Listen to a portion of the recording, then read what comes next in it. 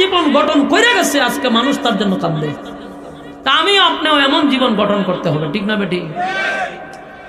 আমার যুবক ভাইরা, এই জীবন কিন্তু চিরস্থায়ী না, এটা ক্ষণস্থায়ী।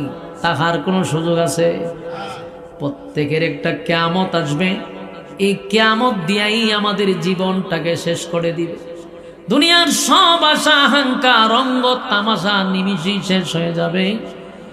প্রত্যেকটা মানুষের একটা কিয়ামত আছে রে, এই কিয়ামত থেকে বাঁচার কোনো সুযোগ নেই।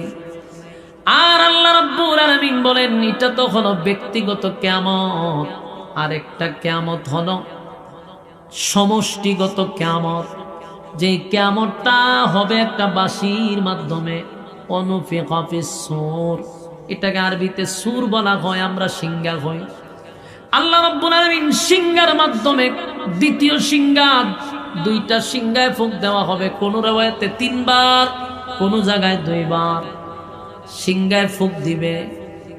আল্লাহ কয়, যেদিন সিংহায় ফুঁক দিবে সেদিন হবে সমষ্টিগত কিয়ামত। বিশ্ব পরিস্থিতির পরিসমাপ্তি আমি ঘটায়া দিব।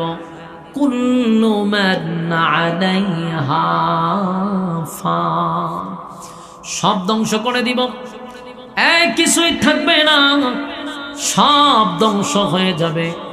আল্লাহ বলেন, যেদিন জমিনের মধ্যে আমি আল্লাহ জালজালা শুরু করে দিব, ইজা জুলজিলাতিল আরদু জিলজালাহা ওয়া আখরাজাতিল আরদু আসকালাহা ওয়া ক্বালাল ইনসানু মা লাহা।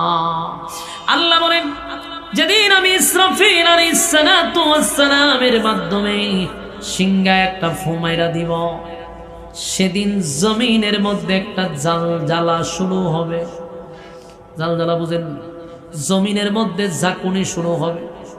ইসরাফিল আলাইহিস সালাতু ওয়াস সালাম সিংহায় যেদিন ফুঁক মারবে রে, জমিনের মধ্যে একটা জালজালা হবে।